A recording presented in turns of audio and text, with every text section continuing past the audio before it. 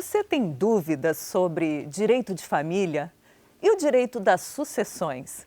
Se tem, você não está só.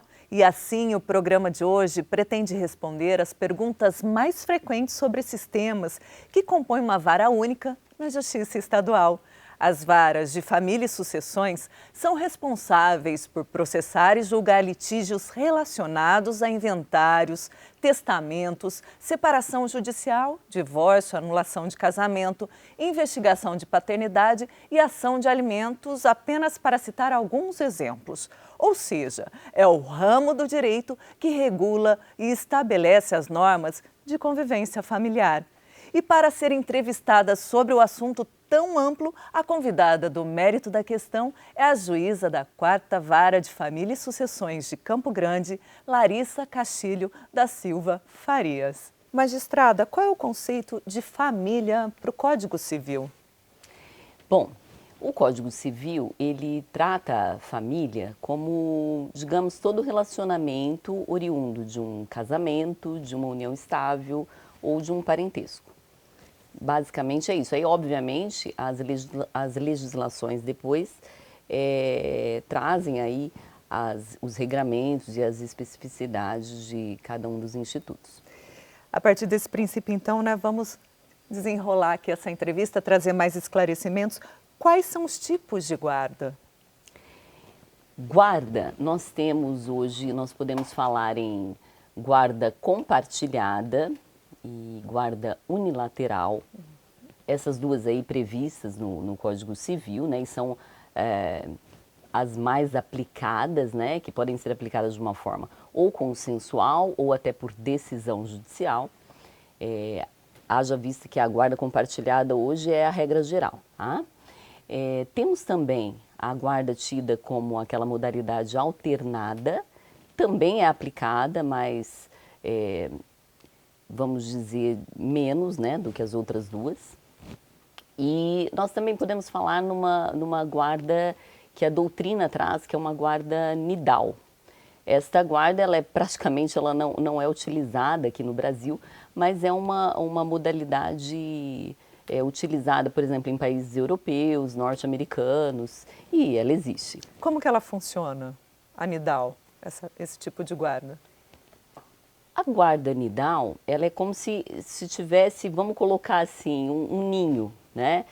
Os filhos não saem daquele local, então quem sai é o pai e a mãe, entendeu? Certo.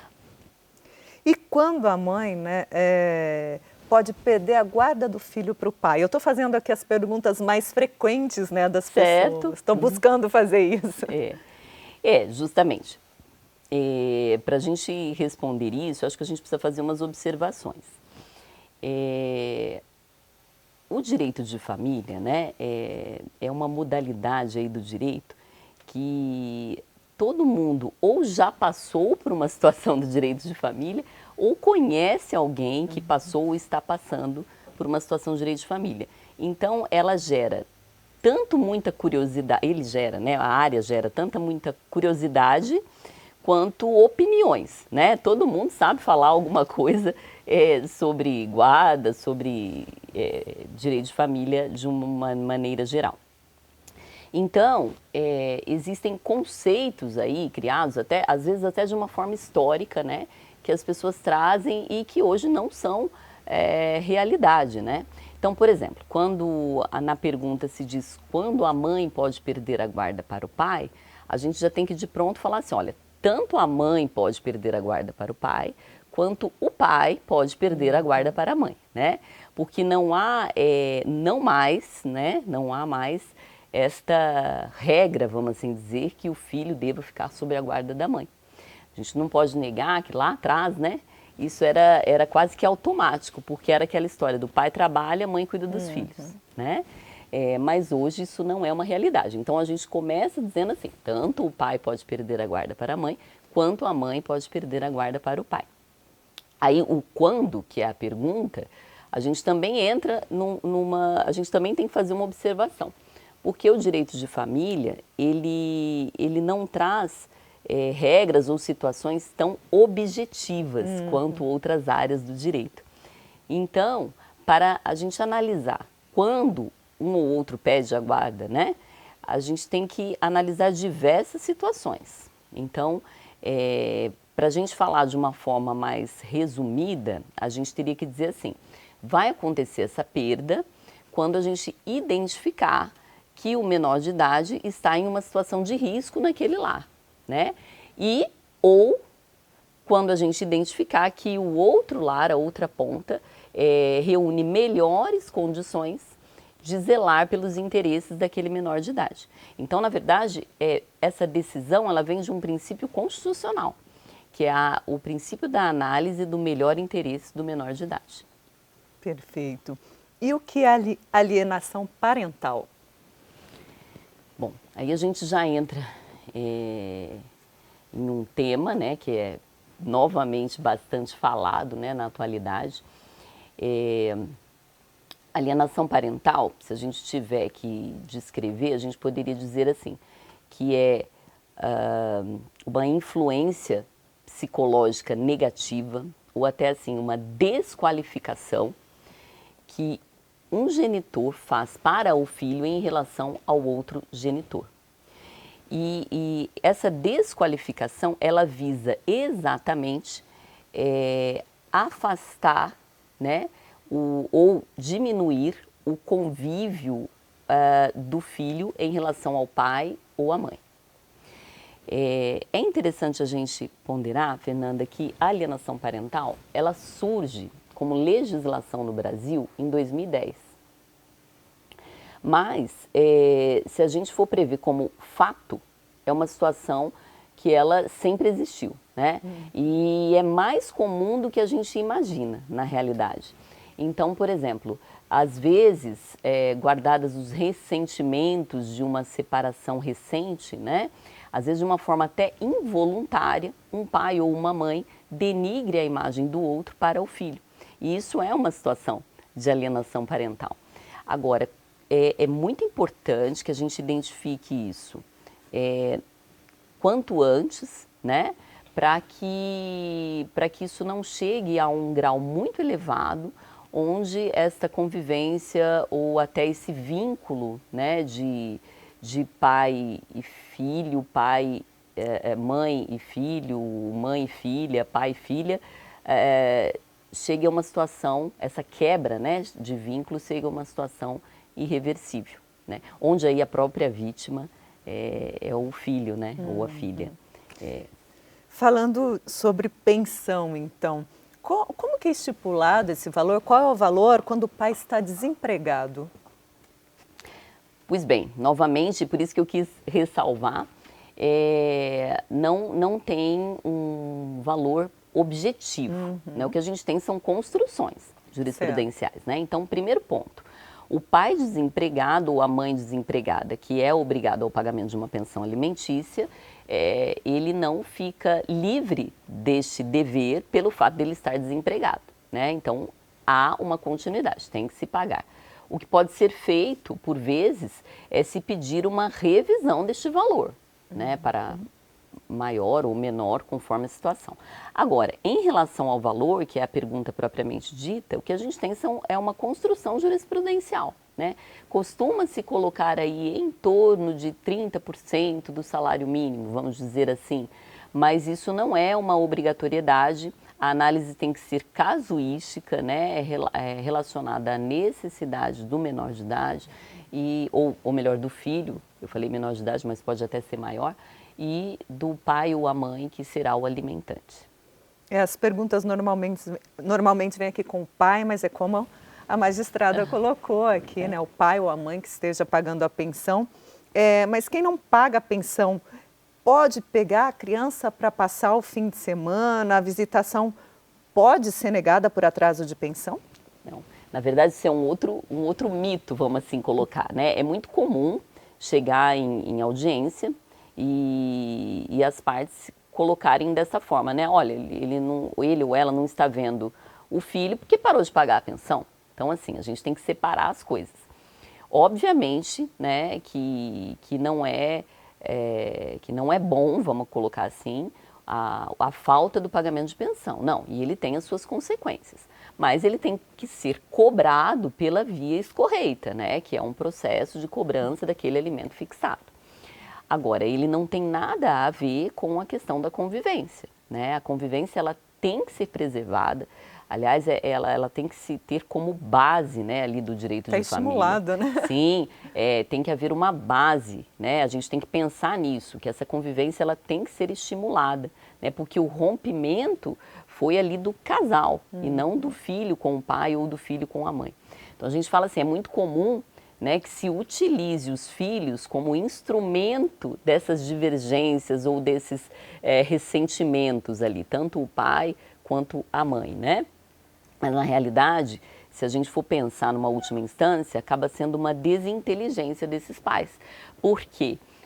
A pretexto de proteger os filhos, eles acabam vitimando os filhos com consequências gravíssimas lá na frente, né? E até quando pagar a pensão? Tá, também é uma pergunta muito comum, né? Então, vamos colocar assim. Se a pensão foi fixada judicialmente, a primeira coisa que tem que se entender é que a exoneração desta pensão também tem que vir através de uma decisão judicial. Então, ela não é automática, independente da idade do alimentado, vamos dizer assim. Constrói-se também alguns mitos, né, que atingiu a maioridade civil, não precisa pagar mais, né, 18 anos, acabou. Não, isso não é fato. O que acontece até 18 anos de idade, né, quando a pessoa ainda é menor de idade, para o recebimento dos alimentos, não há necessidade de se demonstrar esta necessidade, né? Ela não tem esse ônus de provar que ela precisa dos alimentos.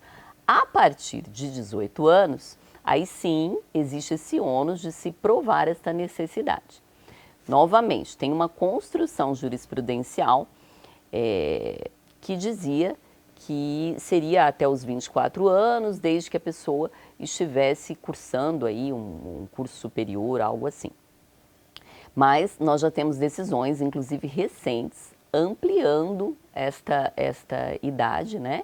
Então, a gente não tem, novamente, como responder de forma objetiva a esta pergunta, tem que se analisar casuisticamente a situação. O que faria ampliar esse prazo? Dê um exemplo.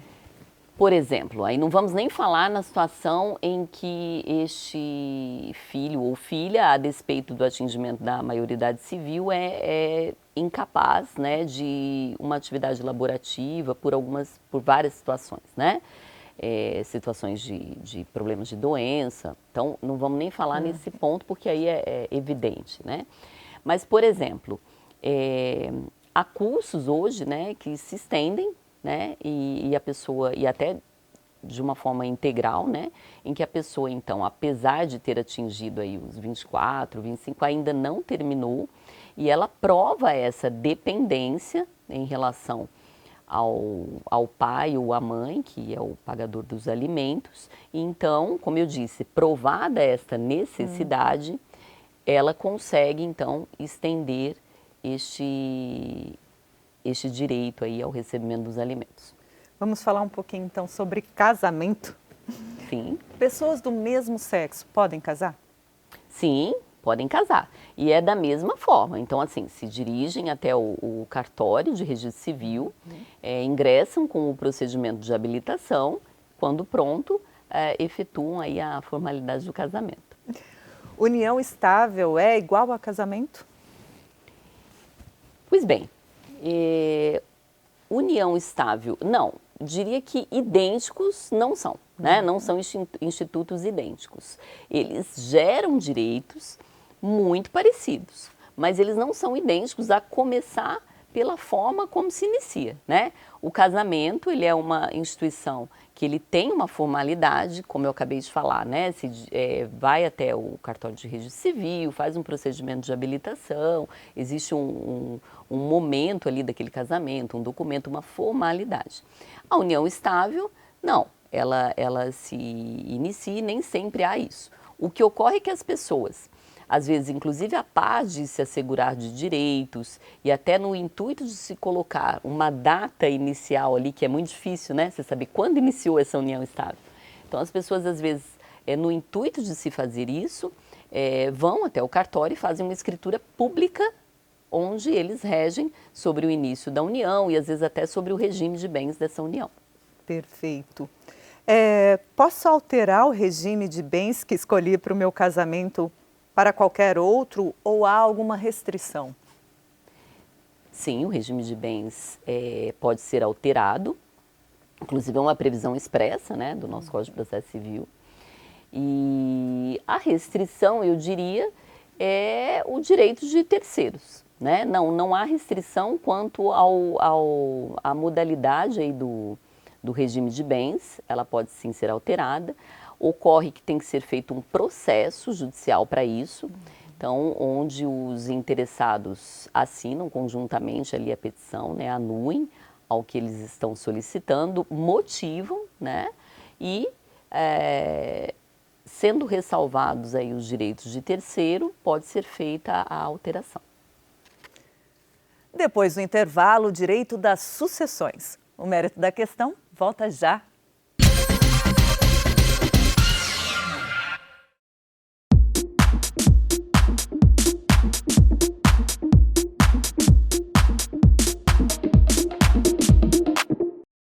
Somente situações de grave violação dos direitos das crianças permite que elas sejam afastadas dos seus pais. Mas ainda assim, os pais têm direito de se defender em juízo. E o que acontece com essas crianças enquanto elas aguardam a tramitação do processo? Elas ficam sob os cuidados do município, numa instituição de acolhimento ou em uma família acolhedora. Você pode ser uma família acolhedora. Basta se cadastrar na prefeitura do seu município. Você vai receber treinamento e um pagamento mensal para custear as despesas dessa criança.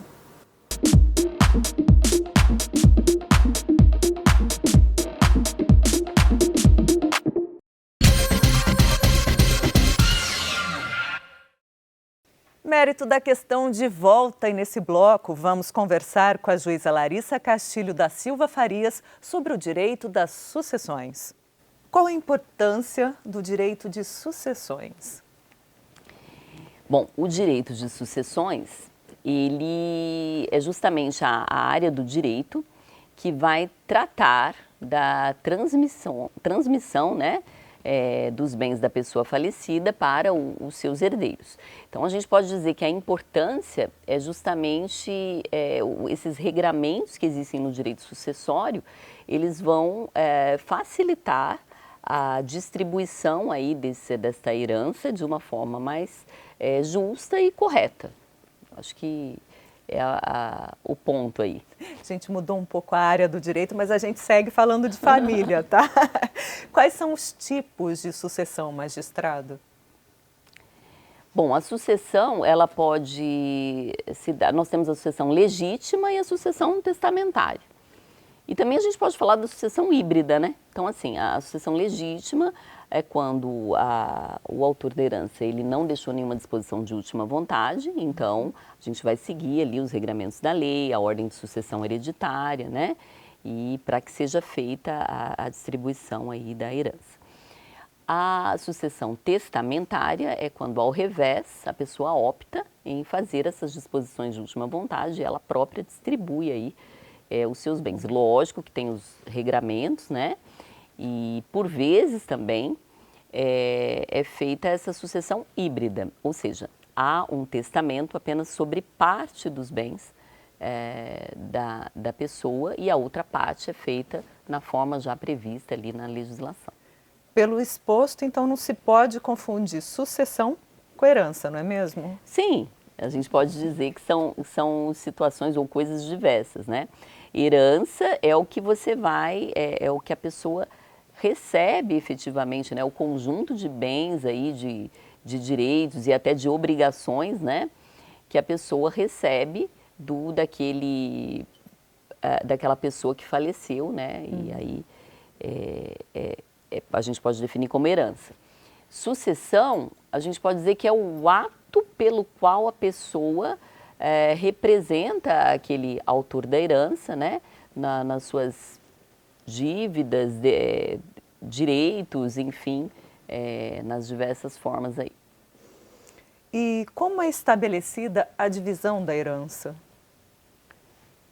Bom, para a gente fazer a divisão da herança, a gente tem que pensar no inventário, né? Ela é estabelecida através de um inventário, basicamente assim. A pessoa com o óbito, a gente tem no nosso direito brasileiro o princípio Saizine, né, que a gente fala.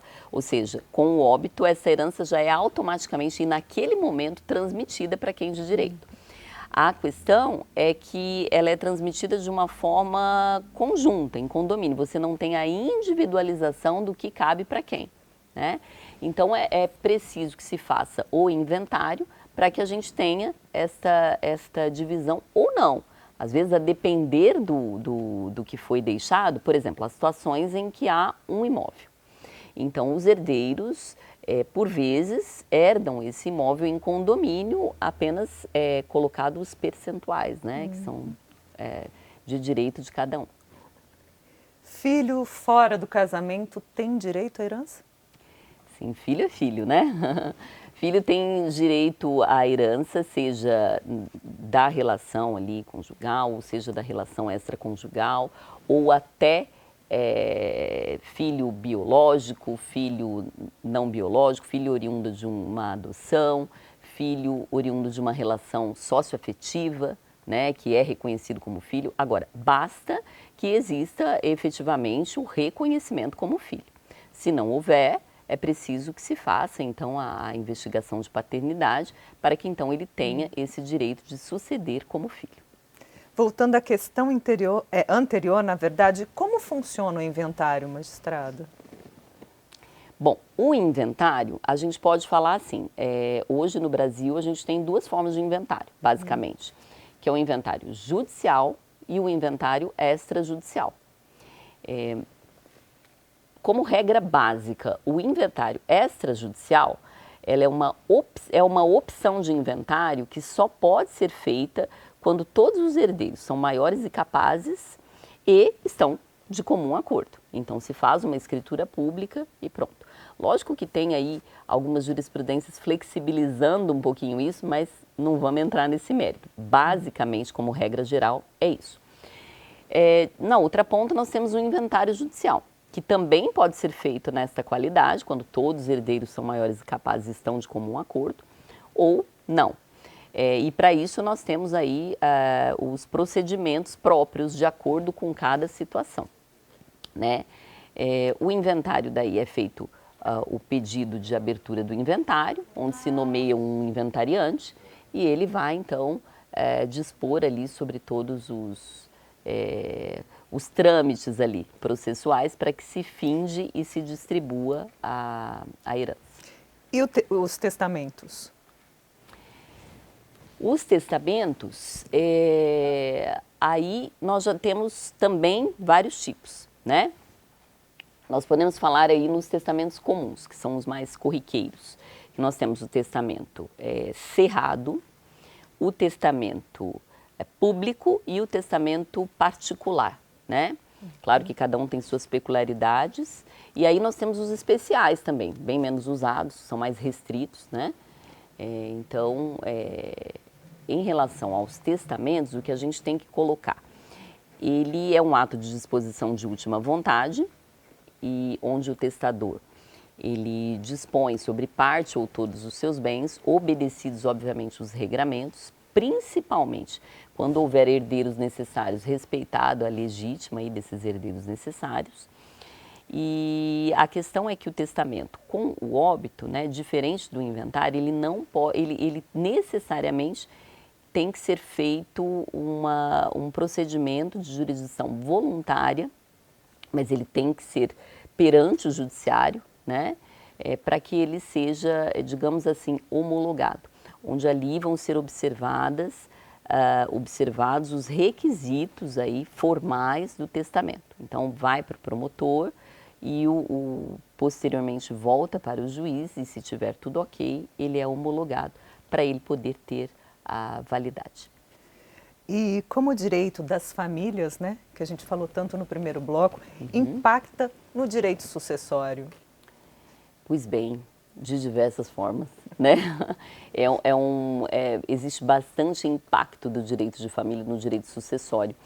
Na realidade, sempre existiu, né? Então, por exemplo, a gente acabou de falar aqui, por exemplo, a distribuição de herança, a gente tem que saber conceitos básicos, né? Como filiação, uma relação de união estável. Por vezes, há necessidade de um processo de reconhecimento dessa união estável para depois a pessoa se habilitar como viúva meia.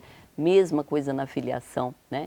E com a mudança aí, nós temos hoje se a gente imaginar a nossa sociedade, a nossa família contemporânea, então a gente pode dizer que tem muito mais influência, né? A gente tem institutos como, por exemplo, a multiparentalidade, que atingem diretamente aí o direito sucessório. Então eu diria que das mais diversas formas, o direito de família influencia no direito sucessório. Magistrada, muito obrigada pela sua participação e seus esclarecimentos no mérito da questão de hoje. Eu que agradeço, Fernanda, o nosso bate-papo aqui. Que o mérito da questão de hoje tenha sido um canal de informação de qualidade para você. Outras edições estão disponíveis no YouTube do Tribunal de Justiça de Mato Grosso do Sul e da Assembleia Legislativa do Estado. Até a próxima!